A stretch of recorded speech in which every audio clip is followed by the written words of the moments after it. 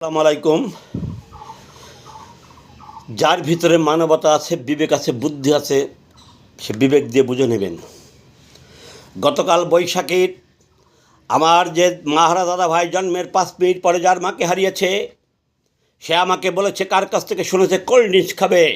আমি তাকে বলেছিলাম, ভিডিও ছেড়েছিলাম গতকাল, যে আমি তো কোল্ড ড্রিঙ্কস কাকে বলে জানি না, আমি ইংরাজি জানি না, ডিজিটাল নেতাদের জিজ্ঞাসা করো।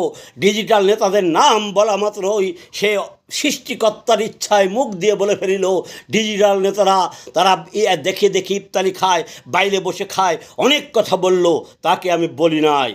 তা সৃষ্টিকর্তার ইচ্ছায় সব হয়। আওয়ামী লীগের নেতাদের হিংসা, অহংকার, লোভ সীমাহীন বেড়ে যায়। তাই সৃষ্টিকর্তার ইচ্ছায় 5ই আগস্ট আওয়ামী লীগের পতন হয়েছে।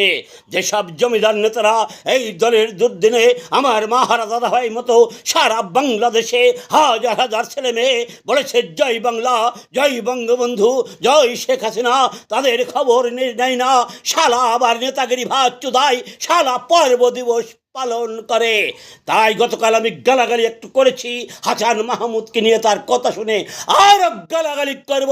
তোদের চ্যালেঞ্জ করলাম, তোরা শালারা ডিজিটাল আওয়ামী লীগের নেতা, শালা বঙ্গবন্ধুর আদর্শের নেতা না, শালারা তোদের নেতা শেখ হাসিনা তোদের মানতে পারে নেতা হিসাবে, আমার মতো কর্মী না। তোদের নেতা বলে পুটকে মারে না, শালা তোদের কোটি কোটি টাকা থাকতে পারে, তোরা কয় হাজার আছিস রে শালা বিদেশে, এই শালা কয় হাজার আছিস শালা, এই 20 মাসে শালা শিশু বাচ্চাদের খবর নিস না, এখনো শালারা নেতা সুদাস, তোর মতো নেতার গোষ্ঠী চুদি শালার বেটা শালারা ডিজিটালের গোষ্ঠী সুদা হয়ে গেছে। তোদের হিংসা অহংকারের জন্য বাংলাদেশে আওয়ামী লীগ জন্ম দিয়েছে, ভাষা আন্দোলন সফল হয়েছে আওয়ামী লীগের নেতৃত্বে। শালা তোদের জন্য আওয়ামী লীগের শালা বদনাম হয়েছে, বঙ্গবন্ধুর বদনাম হয়েছে, জয় বাংলার বদনাম হয়েছে, শেখ হাসিনার বদনাম হয়েছে। বহুত বললে বলা যাবে। শালারা তোরা কয় হাজার আছিস, কয় হাজার আছিস শালা, ঘুরে দেখে আছি শালা শ্বশুর শাশুড়ি সহ নেতা, 14 গোষ্ঠী নেতা, আত্মীয় স্বজন প্রিয়জন প্রাইভেট লিগ, শালা দুধ ধরে সুদিনও আমাদের অবহেলা করেছিস, শালারা দুর্দিনও এখনো শালারা নেতা সুদাস, তোর মতো নেতার গোষ্ঠী চুদি, তোর মতো নেতার গোষ্ঠী চুদি, যারা কর্মী জনগণ শিশু বাচ্চাদের খবর নিস না, তোর মতো নেতার গোষ্ঠী আমরা চুদি না, আমরা চুদি না, আমরা চুদি না।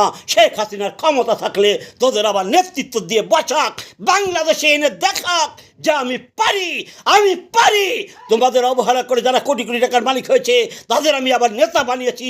তোমরা পারলে কিছু করো। শেখ হাসিনাকে চ্যালেঞ্জ করলাম, ওই হাসান মাহমুদ সহ যে কটার নাম বলেছি সারা বাংলাদেশে আমাদের ঘুরে দেখা জানাশোনা, তাদের যদি বাংলাদেশে ঢুকিয়ে নেতাগিরি বাড়াতে পারে শেখ হাসিনাকে চ্যালেঞ্জ করলাম, শেখ হাসিনাকেই চ্যালেঞ্জ করলাম, করে দেখা।